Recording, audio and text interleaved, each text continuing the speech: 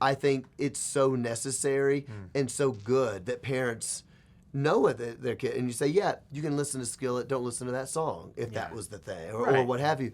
That's what parents should be doing. Yeah. So if I ever met a parent that said, you know what, I don't let my kid listen to you because whatever, I would be like, good, you're doing your job. Yeah. Do your job, son. Yeah.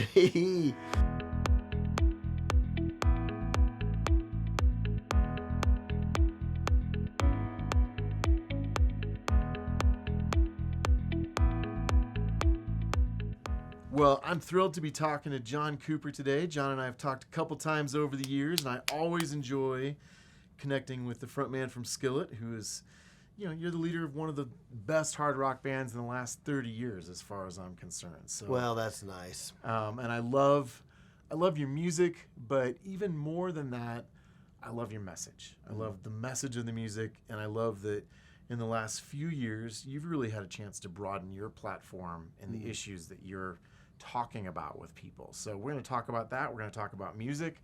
We're going to talk about raising kids in this crazy time. And actually, that's where I want to start today.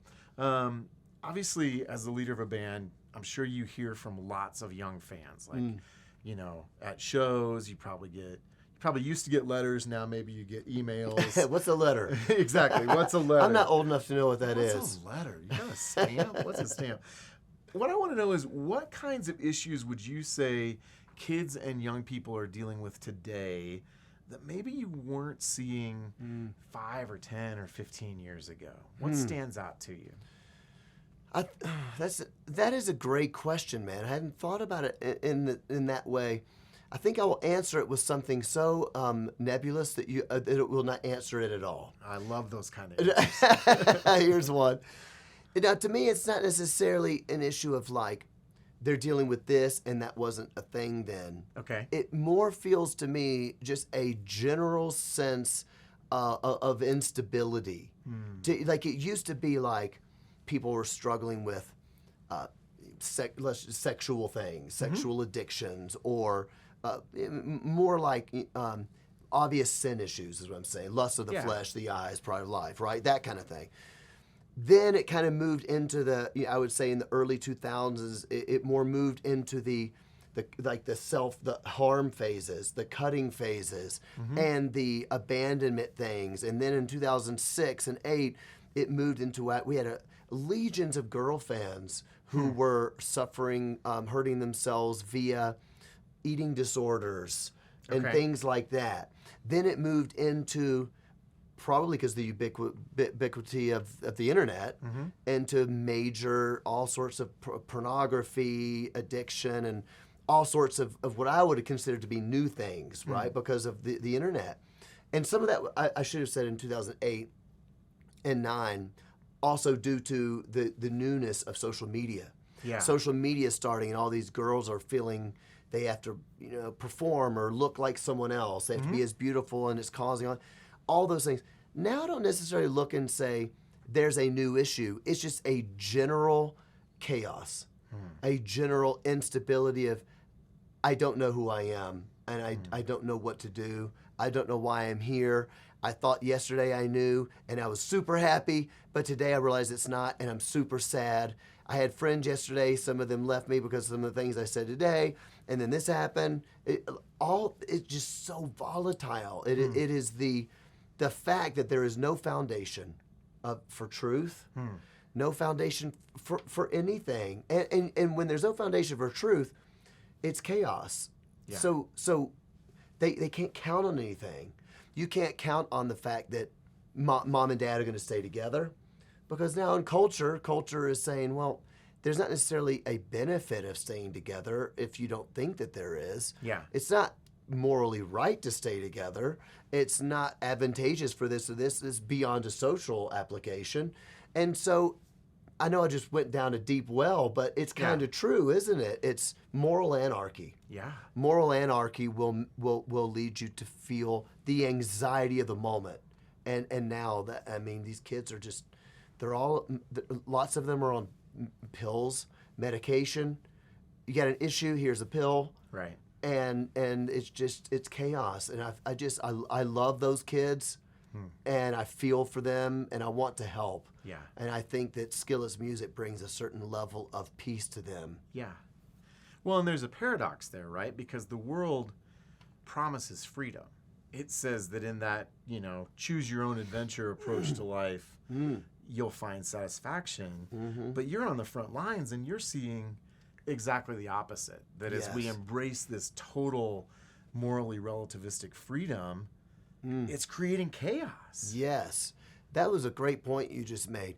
Freedom, absolute freedom, does not bring liberty. Right? And we think it does. We live in a free society. Well, you're not absolutely free to do anything that you want to do.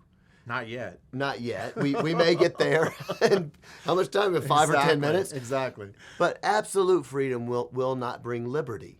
Liberty is found, we believe, when you adhere to the law of God. When you adhere to the law of God, now you're living in liberty because you are not a slave to these things. Absolute freedom will cause you to be either in anarchy or in some form of slavery, basically. You may call it freedom, but you're free to do meth. And you will become a slave to the substance.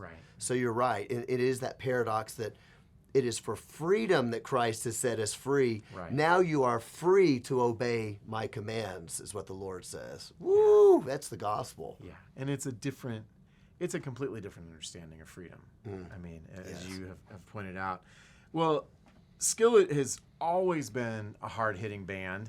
My 14-year-old, as you know, is an enormous fan. Awesome. And that is not diminishing with time. But you have always dealt with, you don't pull any punches when it comes to the issues you're dealing with. You talk about brokenness. You've talked about mental health issues, suicide, addiction, that sort of thing. When you're writing music, how do you balance talking honestly about tough issues with delivering that message of hope? What's the calculus look like there? Yeah, I think that's one of the more difficult things to do, and when you're writing or creating Christian art. So I know somebody out there is going to be like, I hate the term Christian art. I hear you. I don't know what else to say. When you're creating art as a Christian, you want it to bring glory to God. You want to say something real and authentic because we don't want to be fake. It needs to be genuine. It needs to be authentic. But you also have a responsibility to try your best to glorify Christ and represent him in a way that is true. I find that really hard. Sometimes I've missed it. Sometimes I look back and I go, I don't know if that was the best way to have said that. Maybe there's a better way. So for me, I try to, my very best to try to be as real and authentic as I can. And sometimes I've learned it's good if I show my songs to Christian people in my life. Say, how do you experience this? Does this seem authentic in a good way? Or too much? Too authentic in a bad way. Not recognizing that. But also, I will say this, that some people will disagree on it because there is a level of subjectivity that comes to that, in my point of view, not every song needs to end in redemption. This isn't a Bible study, it's art. And, there's a lot of Psalms that are quite dark. Most of the Psalms end, though, with the but. Don't they, right? But I will not lose hope in you. You are my right hand, all that. It usually comes back around. I don't think every song has to do that for multiple reasons. One is that sometimes it does feel disingenuous to do it in a 3-minute song. You're totally broken, but it's all good. Yes. Sometimes it feels disingenuous. That's not what this song is about. Other aspects that I think are a real benefit to technology is that if somebody hears only one song, because the argument against what I just said would be, but what if that's the only song someone hears? These days, people don't only hear one song. You can go on Instagram and find the singer in 3 minutes, right? You can find out everything you'd ever want to know about the band. You can find this interview where I'm clearly talking about the gospel. So technology, I think, is given a little bit more license to where you don't have to pack everything you'd ever want to say into one song. And I think I kind of like that personally. Yeah. Well, true story. My son got into you in 3rd grade. A friend of his turned him on to you guys in 3rd grade. And I grew up, I'm sort of I'll call myself a reform metalhead. We'll go with that. Is that reform theology well, or it reform? Well, both. We're going to go with both. We're on the same team, I think. Yeah, we are. And God knew that was going to happen. Yeah, I won't crack any more reform jokes. Yes, he purposed it and planned it. Exactly. Well, I get it, yes. And my way of dealing with it was, okay, there are a few of these songs that are a little bit on the dark side, because his grandmother was listening one day and she's like, this is really dark. I'm like, well, yeah, that song is, but let's look at it in the entirety of the album. So it's just a little segue personally how I've tried to navigate it in my own family.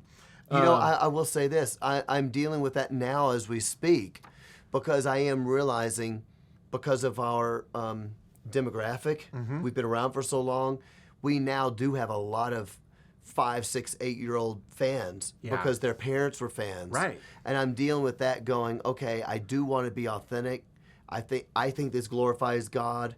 Right. But that is, or is it, is that going to be tough for a 6-year-old? Right. You know, and we are going through that as we speak, so we're wrestling with it. Well, and there's tension there. Because there tension. isn't necessarily an absolute right answer. And as we talk to people about media at Plugged In, we say you have to be engaged, you have to know your kids, you have to make the best decision for your family. And I decided that my 3rd grader listening to Skillet was okay.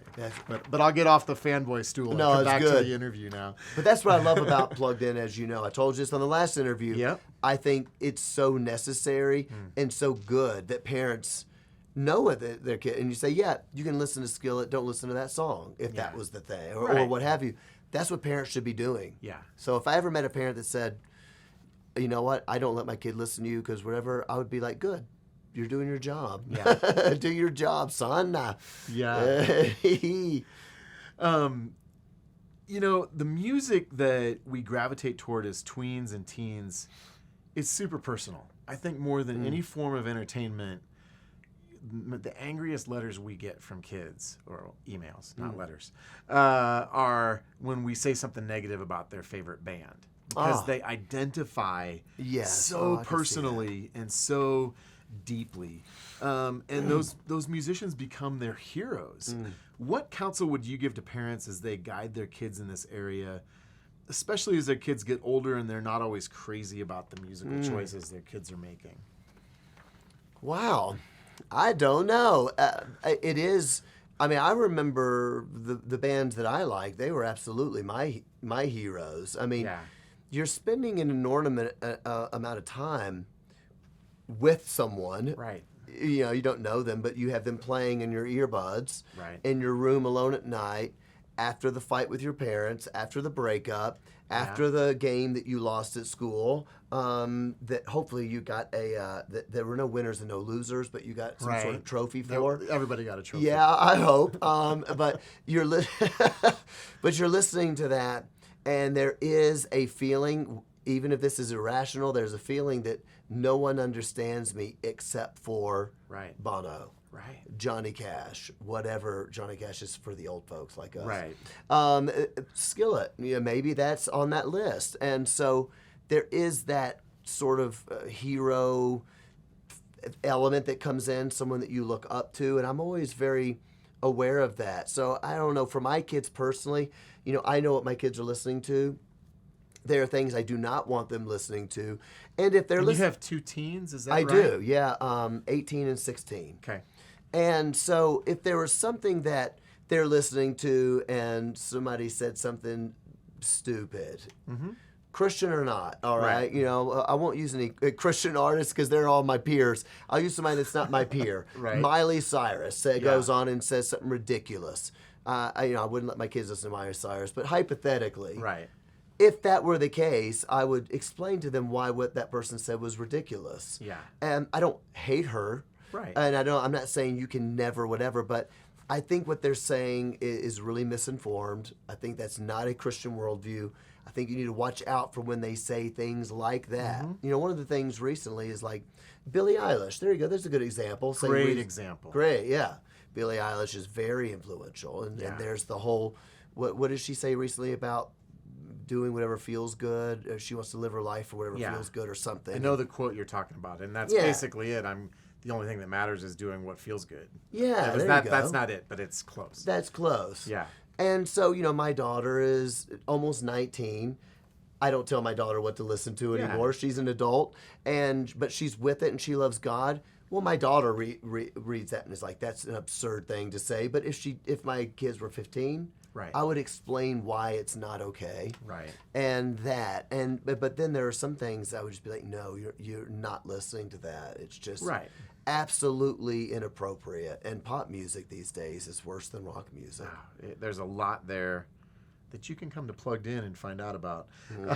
Yes. That is really problematic. But what I love what you've said a couple different things.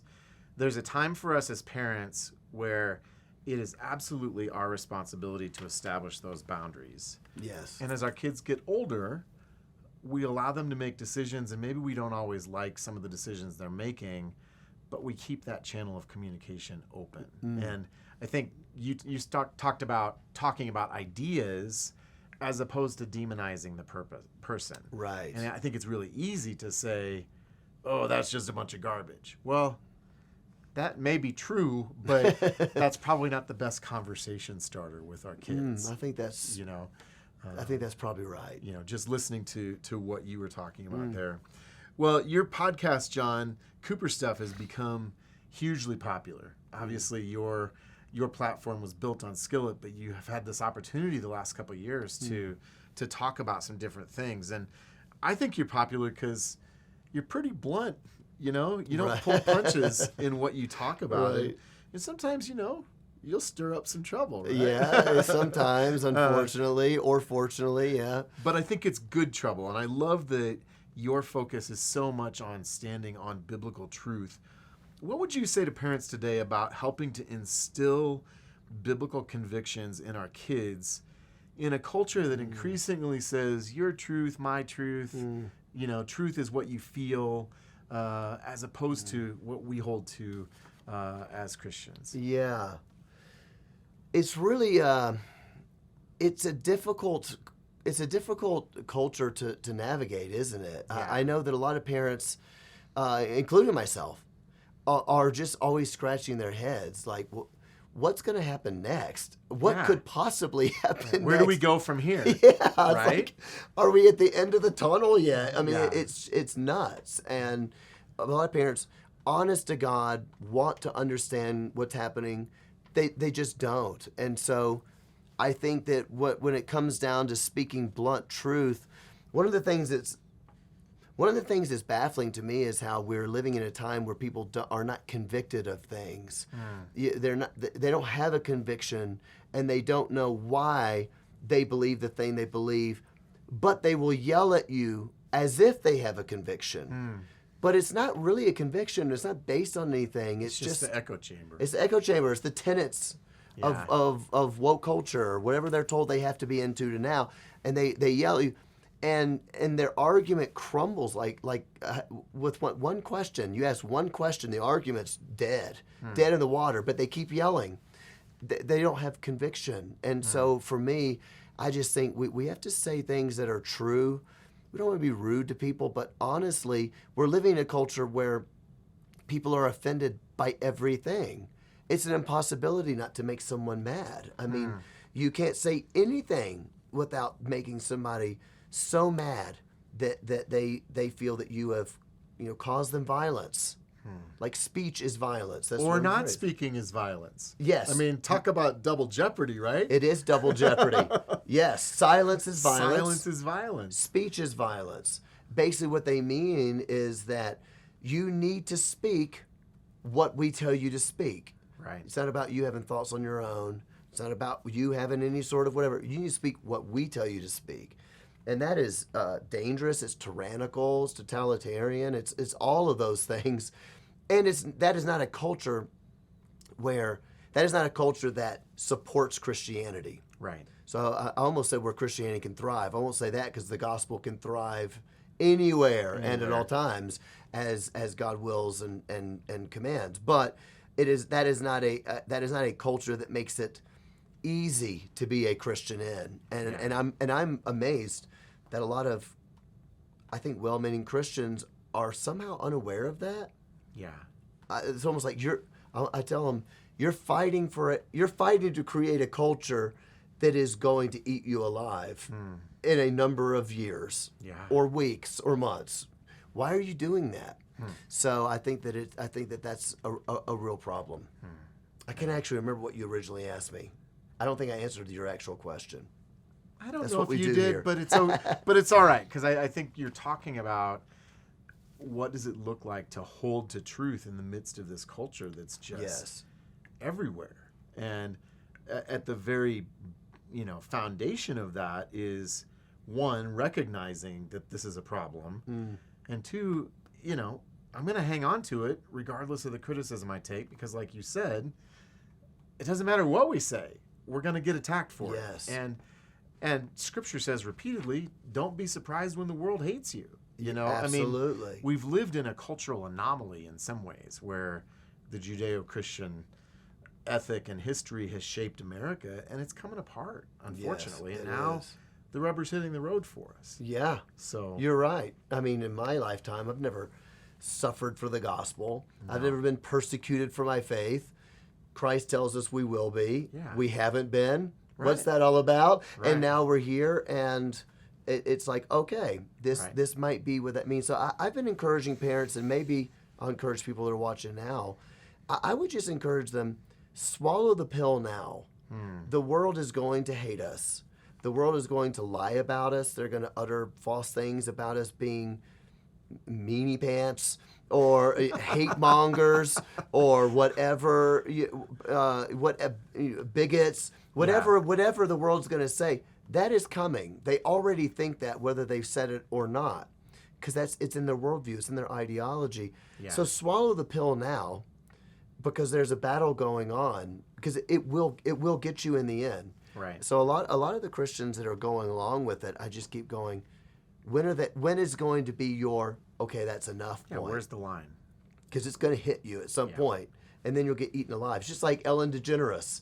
She's pretty woke, not woke enough. Not woke enough. She just her show got canceled, not woke enough, and she was loved by the hard leftist and the woke culture, but not going to be woke enough. Yeah. J.K. Rowling, the Harry Potter author, right? She's getting eaten alive by the woke now, and she's really, really woke. Yeah. It's going to come for us at some point. So swallow the pill, be ready to be hated for Christ's sake, and be bold about it. Because if you're not bold about it, then the only people fighting in the battle is the other side. That's my 2 cents. Love it. That might have even been 3 cents. That might have been 3. Well, I'm going to put my fan hat back on. I told you I wanted to circle back. What's up with Skillet? New music, tour. What's up with Skillet? Talk to the fans. Well, we are playing right now. Thank God we're back doing shows, and it is awesome. It is so cool to see people back standing next to each other singing. Yeah. It's something that was the first night I saw it, it was hard to explain. It was like, that's quite emotional. I did not expect it to be emotional. It was just like yes, this is how human beings are supposed to be. Community, all there for a common purpose of music and having fun. And it was just a great night. Great playing again. We are recording now. And my son will be happy for that update. Oh, he is. Yeah. Yes, he's going to get his guitar he's going to rock out. He's going to rock out. As far as I know, all the songs are fine for him to listen to. Good. And I'm not worried. No. But I will say that some of the things that we've been talking about, that I'm passionate about, that some of the feeling of my podcast, Cooper Stuff, the book, I think some of that is coming through on the record in a way that is new, I think fresh and bold, as well as the times we're in, sort of, they kind of make it more poignant than it would be without COVID. You Yeah. know, sometimes a song, like you look at U2 War. Yeah. Some of those songs were it was the time of all the things happening in Ireland and all Right. these various things happening in the world. I mean, even at the time of those records, there was still like what do you call it in South Africa? Apartheid. There was still apartheid. There were these world things happening, and I think we're in a moment like that again right now, with too many things to mention. They don't need to be mentioned, but because we're in some of those same things, all of a sudden you write something that has a new kind of power to it, and maybe even prophetic kind of nature to it because of you're speaking to the culture. That's what I hope. Well, I hope so too, and I look forward to rocking out any timeline on a release or Soon. soon. Okay. All right, not saying the name of the record or my manager would get mad, but I will give you a hint. For any of those reformed post-mill people, they're going to like the title of this. Okay. Wow. I'll get my John Calvin hat on and be waiting with bated breath. I'm so happy. I love making jokes about stuff like this. Half the people watching are like, what in the world? What? And then other people love it. And then some people are like, I know what you're saying. I don't like it because I don't like that theology. So I would never argue and fight over things like that. And, you know, but I like talking about it. Right on. Well, John, any last words for our plugged in audience today as we wrap up? And well, I'm just really excited to be here. I would thanks for watching. I think I would probably just echo something that we already said. I love that parents actually care enough to be diligent to find out what your kids are doing, listening to, watching, talking to about with their friends. That's what we should be doing. So I kind of just want to say I think that's so cool to parents watching. Great work. Keep it up. Keep rocking. All right. I suppose I shouldn't do that, but there it is. This is the I love you sign. That's right. I love That's you. right. All right. Thanks so much, John. Appreciate it. You got it. You got it.